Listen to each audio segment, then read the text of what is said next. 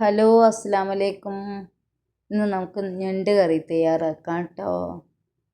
ഞണ്ട് കട്ട് ചെയ്ത് വെച്ചിട്ടുണ്ട്.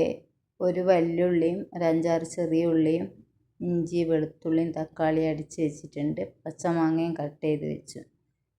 ഇനി നമുക്ക് ചട്ടിയിലേക്ക് അല്പം വെളിച്ചെണ്ണ ഒഴിച്ച് കൊടുക്കാം. ഇന്ന് എല്ലാവർക്കും എന്താ സ്പെഷ്യല്? ഇവിടെ പ്രത്യേകിച്ച് ഒരു സ്പെഷ്യലും ഇല്ല. ചോറിന് ഒരു ഞണ്ട് കറി മാത്രമായിട്ടോ ഉണ്ടാക്കുന്നുള്ളൂ. ഒരു 1/2 സ്പൂൺ ഉലുവ ഇട്ട് പൊട്ടിക്കാം.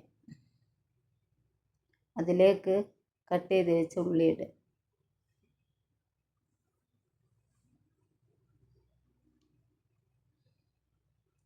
പിന്നെ എന്തെല്ലാം വിശേഷം? എല്ലാവർക്കും സുഖമല്ലേ? മഴയെല്ലാം ഉണ്ടോ? ഇന്നലെ ഇന്നൊന്നും ഇവിടെ തീരെ മഴയില്ല കേട്ടോ.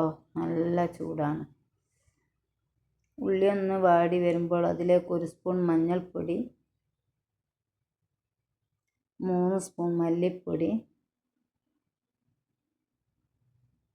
2 സ്പൂൺ മുളക് പൊടി. മുളക് പൊടിക്ക് എരിവ് കുറവാട്ടോ, അതാ അങ്ങനെ ഇടുന്നത്, കൂടുതലിടുന്നത്.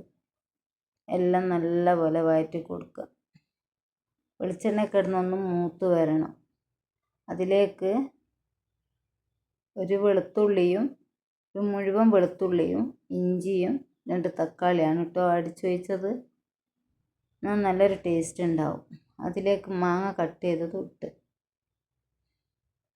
ആവശ്യത്തിനുള്ള ഉപ്പും ചേർത്ത് നല്ലോണം ഇളക്കി യോജിപ്പിച്ച് നമുക്ക് ഒന്ന് പതക്കാൻ വയ്ക്കാം.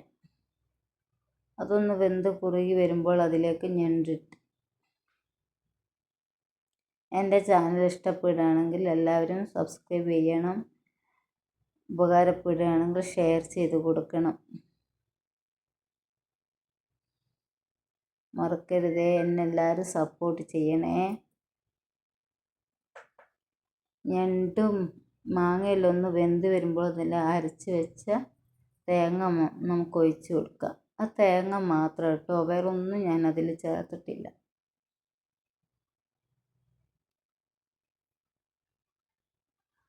പിന്നെ മീൻകറിയിലേക്കെല്ലാം ഉലുവയും പെരിഞ്ചീരകവും കടുവും 3 ഒരേ സമത്തിലെടുത്തിട്ട് നല്ലപോലെ വറുത്ത് പൊടിച്ച് വെച്ചാൽ മീൻകറിയിലിട്ടാൽ നല്ല ടേസ്റ്റ് കേട്ടോ. ഞാൻ അതാണ് ഇട്ടത്, കടുവും ജീരകവും ഉലുവയും പൊടിച്ച് വെച്ചത്. നല്ലൊരു മണവും നല്ലൊരു ടേസ്റ്റും ആയിരിക്കും. ഉലുവ അധികം കരിഞ്ഞു പോവരുതേ.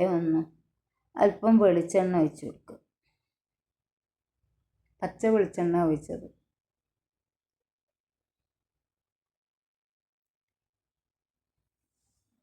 കറി തിളച്ച് വരുമ്പോൾ കറിവേപ്പില ഇട്ട് കറി റെഡിയായിട്ടോ.